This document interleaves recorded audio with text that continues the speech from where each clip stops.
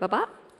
Saya akan buka amplopnya dan kami ingatkan kembali kepada calon wakil presiden untuk mendengarkan pertanyaan dengan seksama karena pertanyaan hanya akan kami bacakan satu kali. Pertanyaan untuk calon wakil presiden nomor urut 1 Bapak Mohamid Iskandar. Desa adalah daerah yang cenderung ditinggalkan warganya. Dampaknya desa makin kehilangan sumber daya manusia potensialnya. Pertanyaannya, bagaimana kebijakan dan strategi paslon agar warga desa lebih berminat untuk tinggal dan membangun desanya? Bapak Muhaimin, waktu Anda menjawab 2 menit dimulai saat Anda berbicara, silakan.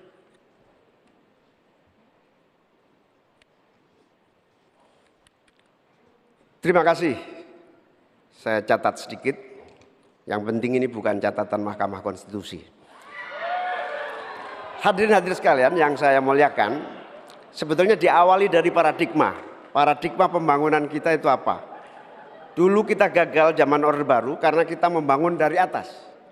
Dengan pembangunan desa, kita membangun dari bawah. Dengan pembangunan dari bawah, kita yakin akan tumbuh kehidupan kemasyarakatan, ekonomi, sosial, budaya yang akan terus terjaga dan lestari. Oleh karena itu, sejak kita mengawali undang-undang pembangunan desa yang diikuti dengan penerapan dana desa yang terus meningkat dari tahun ke tahun, akan terbangun infrastruktur dan transformasi desa dari desa tertinggal menjadi desa maju dan mandiri.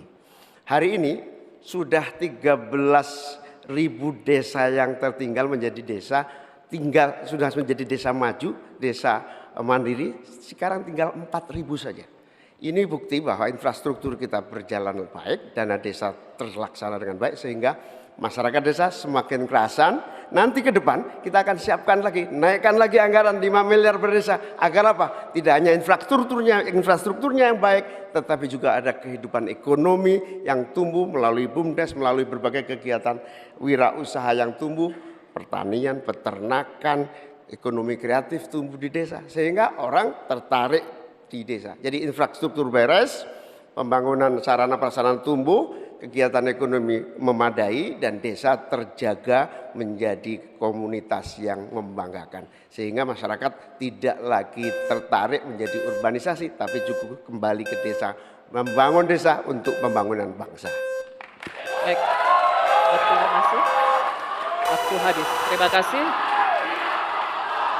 Nanti ada waktunya. Bapak Ibu, Kita lanjutkan Bapak Ibu. Tenang ya. Kini kami akan persilakan calon wakil presiden nomor urut 2 Bapak Gibran Rakabuming Raka untuk menanggapi. 1 menit Bapak dimulai saat berbicara. Silakan. Nah gitu dong Gus, jangan terlalu tegang kayak waktu debat cawapres pertama kemarin. Intinya di sini adalah bagaimana kita bisa menumbuhkan rasa sense of belonging dari masyarakat desa. Saya pernah ke Mojokerto, di situ ada desa wisata nomor 1 se-Indonesia. Kemarin dapat penghargaan dari Pak Sandiaga Uno. Intinya adalah ini adalah desa wisata dibangun dengan crowdfunding. Jadi masyarakat desa punya saham di destinasi wisata tadi. Jadi ini salah satu contoh yang baik cara bagaimana agar masyarakat desa tidak meninggalkan desa atau mencari pekerjaan di kota. Kita bangun sense of belonging, kita pengen program-program yang sudah dijalankan di Mojokerto ini juga bisa dijalankan di desa-desa yang lain. Terima kasih. Baik, waktunya masih cukup Pak Gibran. Oke. Nanti ada waktunya. Bapak Ibu, cukup? Pak, Bapak, Nanti ada cukup? waktunya, kita lanjutkan ya. Terima kasih. Tenang ya, kita lanjutkan ya. Kita akan persilakan Tenang sekarang ya. calon wakil presiden nomor urut 3, Bapak Mahfud MD untuk menanggapi. Waktunya 1 menit, Pak Mahfud dimulai saat berbicara, silakan. Bapak Cawapres, Bapak Mohamid Iskandar, calon presiden kami, Bapak Ganjar Pranowo, punya catatan menarik tentang apa yang dilakukan untuk mengatasi hal yang tadi ditanyakan. Pertama, ada program 1000 embung. Ada program desa mandiri, mandiri energi dan mandiri pangan, kemudian pembangunan irigasi. Lalu di daerah istimewa Yogyakarta ada satu daerah Panggung Harjo namanya. Desa Panggung Harjo itu dikenal sangat maju, koperasinya jalan, irigasinya jalan, UMKM-nya jalan, dikelola oleh desa itu dengan baik.